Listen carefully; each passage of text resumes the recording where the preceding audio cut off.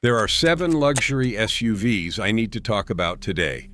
3 of them will drain your bank account so fast you will think you have a money leak, and 4 of them will give you the premium experience you are paying for without the financial nightmare that usually comes with a luxury badge. After 22 years of working on these vehicles and watching customers come back, either smiling or crying, I can tell you this. The price tag on a luxury SUV means nothing if the vehicle lives in the shop. I have seen people spend $85,000 on a brand new luxury SUV and then spend another $15,000 in repairs before the vehicle hits 80,000 miles. I have also seen people buy a different luxury SUV for $55,000 and put 200,000 miles on it with nothing but routine maintenance. The difference is not luck. It is knowing which ones are engineered to last and which ones are engineered to look good in the dealership and fall apart the moment the warranty expires. I am starting with the 3 worst because I want those out of the way first. Then I am giving you 4 alternatives that deliver real luxury without the repair bills. And the number 1 best pick at the end is the one I have been recommending to everyone for the last 3 years. Nobody argues with me after they buy one. Let's get into it. Worst number 3, Audi Q7. Let me tell you about a customer I had about 2 years ago. A man in his early 50s, a successful business owner, drove in with a 2020 Audi Q7 Prestige. Beautiful SUV, gorgeous interior. He loved that thing when he bought it. He was not loving it anymore when he handed me the keys. The check engine light was on, the infotainment screen was glitching, and the air suspension had a warning message. He had 74,000 miles on the clock and had already spent $6,200 in repairs in the previous 18 months. And the dealership just quoted him $4,800 to fix the current round of problems. That is $11,000 in unscheduled repairs on a 4-year-old vehicle. He looked at me and said he thought he was buying German engineering. He was. That is the problem. J.D. Power gives the Q7 a reliability rating of just 66 out of 100, which they classify as below average. For a vehicle with a starting price north of $60,000, below average reliability should be unacceptable. The most common issues I see on these are electronic gremlins, infotainment systems that freeze or lag, sensors that throw false codes. The automatic transmission, particularly in the earlier models of this generation, can develop shifting hesitation that gets worse over time. Repair costs are where it gets painful. Audi parts are expensive, and the labor rates at most shops for these vehicles are premium because the engine bay is packed tight and everything is complicated to access. A simple water pump replacement on the Q7 can run $1,500 to $2,000. Compare that to about $680 on a Lexus. An air suspension compressor failure, which is not uncommon after 60,000 miles, can hit $2,800 at a dealer. And here is the kicker. The Q7 depreciates like it knows it has problems. A 2020 Q7 that sold for $65,000 new is going for $28,000 to $33,000 right now. That is almost 55% depreciation in 5 years. If you want a 3-row luxury SUV, there are much better options I will get to in a minute. The Q7 looks the part. It just does not play the part long term. Worst number 2, Mercedes-Benz GLE. This one hurts me to say because Mercedes makes a gorgeous vehicle.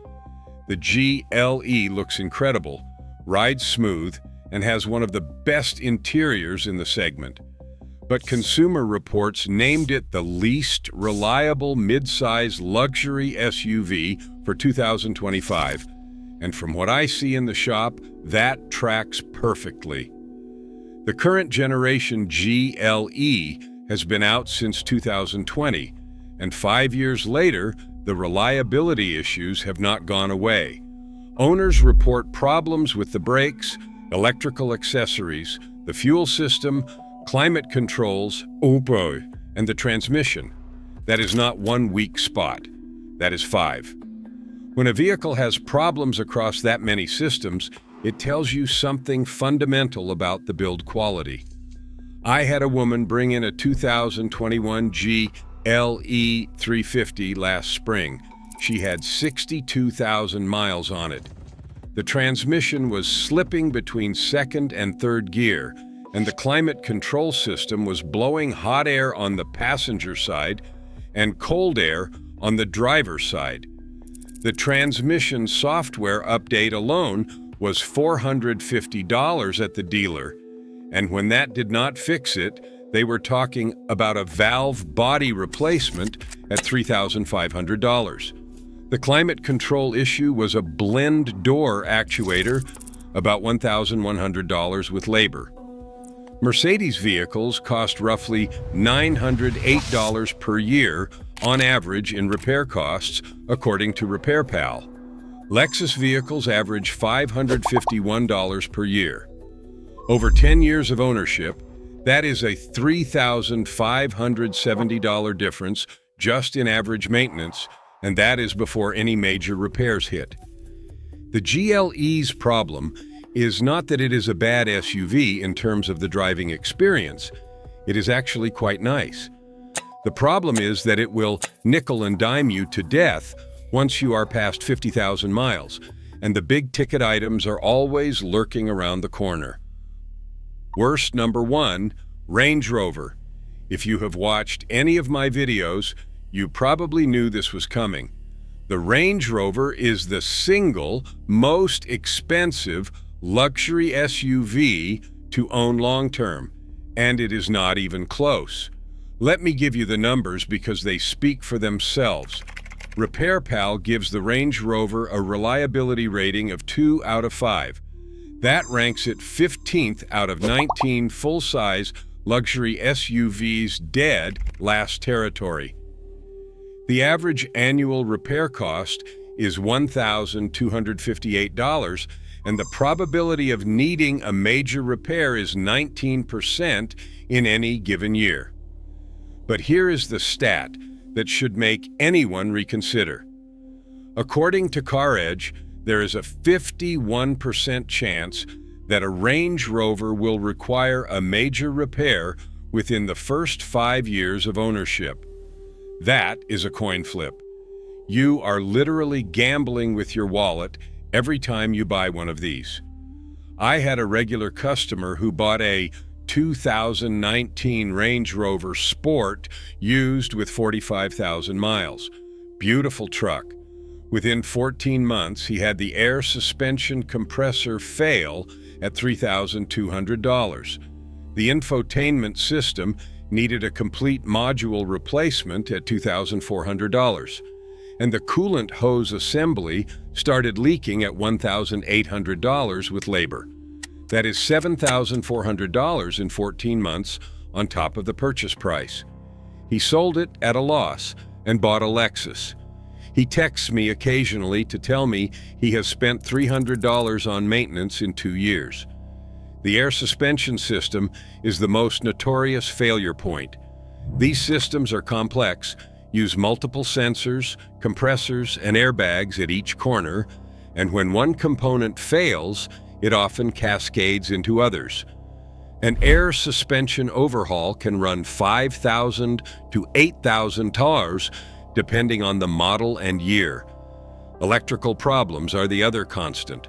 Land Rover electronics have been problematic for decades, and the Range Rover takes that legacy to the extreme. Random warning lights, screen glitches, door locks that activate on their own, and sensors that give false readings. The Range Rover is a stunning vehicle. Nobody is denying that. The interior is world-class, the road presence is unmatched, and the off-road capability is legitimate. But unless you have a warranty or a very generous repair budget, owning one past 50,000 miles is asking for financial pain. I cannot recommend it in good conscience to anyone who plans to keep a vehicle long-term. Now, let's flip the script and talk about the luxury SUVs that actually deserve your money. These are the ones where you get the premium experience, the quality interior, the smooth ride, and the reliability to back it all up. Best number 4, Acura MDX. The Acura MDX is the luxury SUV that does not get enough credit. It is the quiet, underrated overachiever in a class full of louder names, and the numbers back it up. RepairPal gives the MDX a reliability rating of 4 out of 5 and ranks it among the top luxury midsize SUVs for dependability. Average annual maintenance costs are about $571 per year. Compare that to $908 for the Mercedes GLE or $1,258 for the Range Rover. Over a decade, you are saving thousands of dollars. What I love about the MDX from a mechanic's perspective is the powertrain. The base model comes with a naturally aspirated 3.5-liter V6, producing 290 horsepower. Naturally aspirated means no turbo to fail, no wastegate to go bad, no boost leaks to chase. It is paired with a 10-speed automatic that has proven itself to be smooth and durable. If you want more power, the Type S gives you a 3.0-liter turbocharged V6 with 355 horsepower, and even that engine has been solid so far. The MDX gives you 3 rows of seating, standard all-wheel drive on most trims, and an interior that honestly rivals anything from BMW or Mercedes in terms of materials and build quality. Acura's super handling. All-wheel drive system is one of the best in the business for on-road dynamics. This thing handles like a much smaller vehicle. Who is this for? Families who want a luxury 3-row SUV without the luxury repair bills.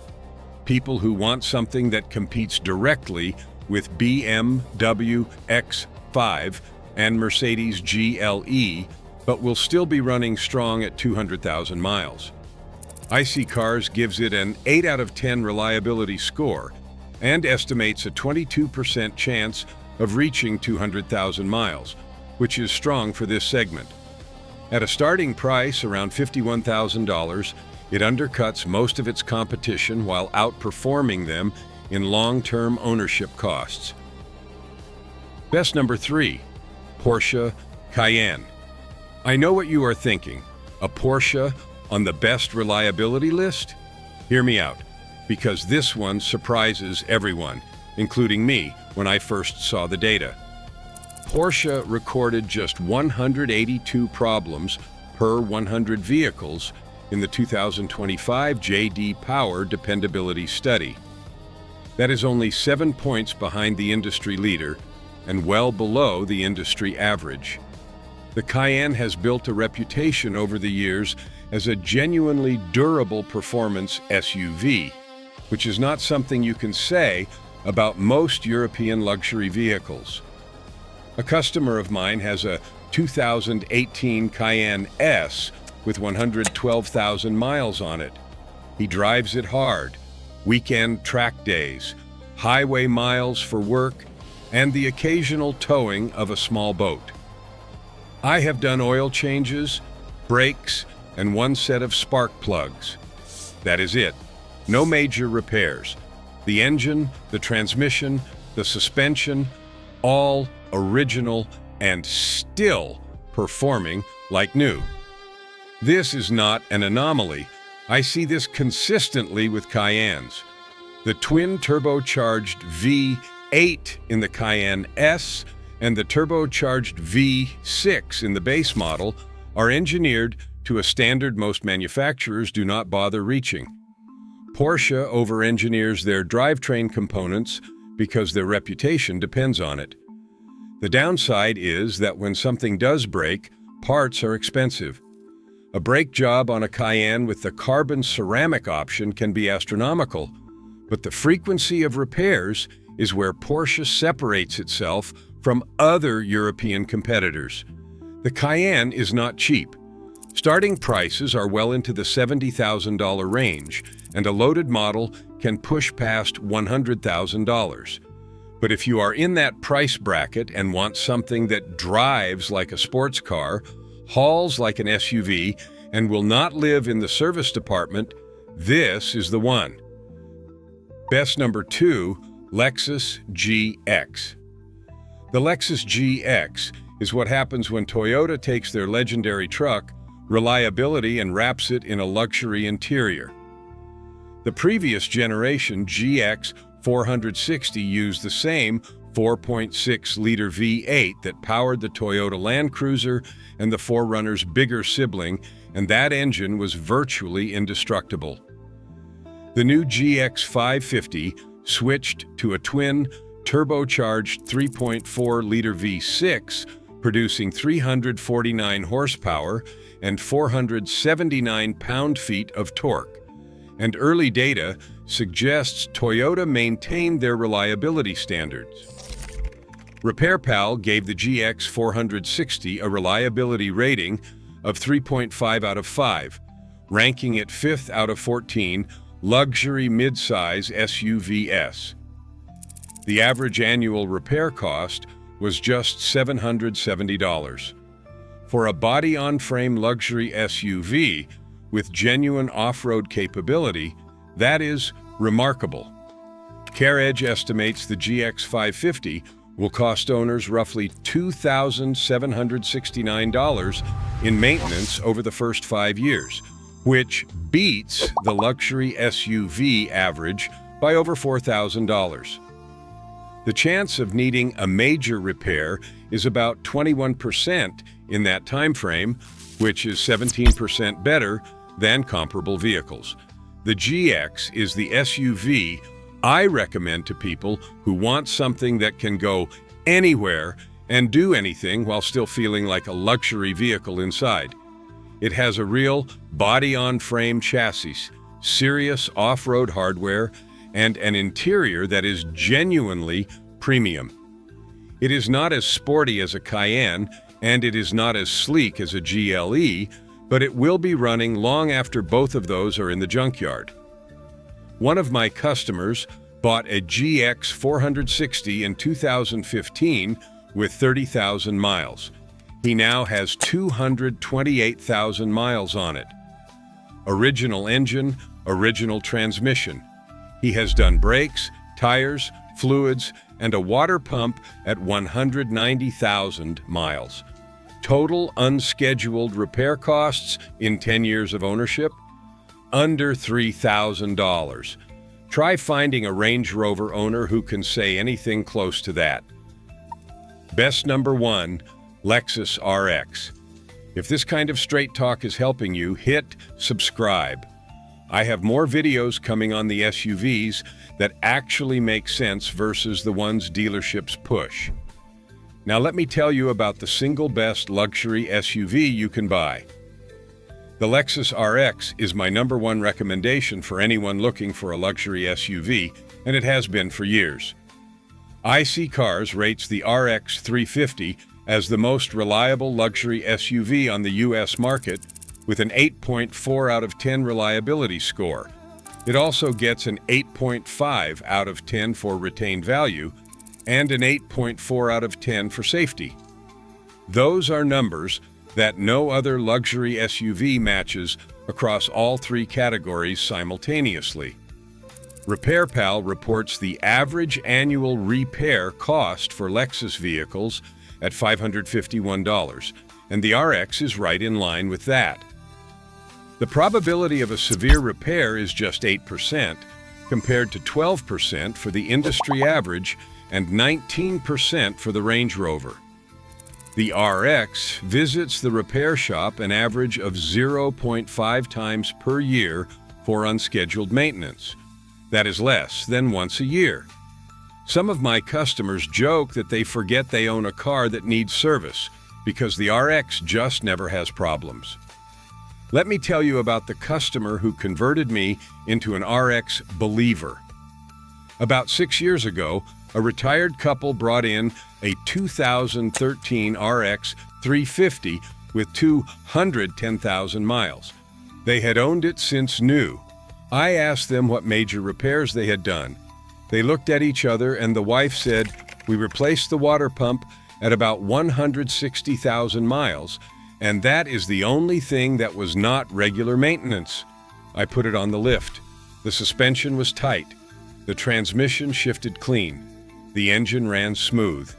At 210,000 miles, that vehicle drove better than some 60,000-mile German SUVs I have worked on. The current RX 350 uses a turbocharged 2.4-liter four-cylinder with 275 horsepower and 317 pound-feet of torque, paired with an 8-speed automatic transmission. If you want more efficiency, the RX 350h Hybrid is available and adds electric assist without sacrificing reliability. The interior is classic Lexus, quiet, refined, and built with materials that age gracefully instead of falling apart. The RX holds its value better than almost anything in its class. A 3-year-old RX will retain more of its value than a 3-year-old GLE, Q7, or X5. That means lower depreciation costs on top of lower maintenance costs. You are saving money on both ends. Who should buy this? Anyone who wants a luxury SUV that they can buy once and drive for a decade without worrying. Highway commuters who want a quiet, smooth ride. People who are tired of paying luxury prices for luxury problems. And anyone smart enough to care more about what is under the hood than what is on the badge. Who should skip it? If you need a third row, the RX does not have one. Look at the GX or the MDI instead. If you want serious off-road capability, this is a pavement-first vehicle.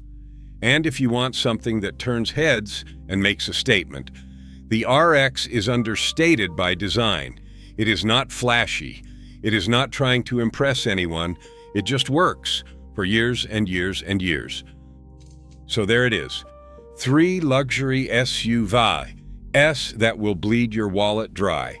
The Audi Q7 has below-average reliability and expensive repairs. The Mercedes-Benz GLE has problems across 5 different systems. The Range Rover carries a literal coin flip chance of a major repair in the first 5 years. And 4 luxury SUVs actually earn the premium price tag. The Acura MDX outperforms vehicles costing $20,000 more. The Porsche Cayenne proves German engineering can be reliable when a company actually cares. The Lexus GX is basically a Land Cruiser in a tuxedo, and the Lexus RX is the most reliable luxury SUV on the market with the data to prove it. You now know which luxury SUVs to avoid and which ones to buy. Next time a salesperson tries to steer you toward a lease return on a European SUV with an expiring warranty, you will know better. If you want to know which specific model years are the sweet spot for buying used, I have a whole video on that. It is right here. Like if this helped. Subscribe for more honest car advice. Drive safe. Take care of your car, and it will take care of you. Take it or leave it. I will see you in the next one.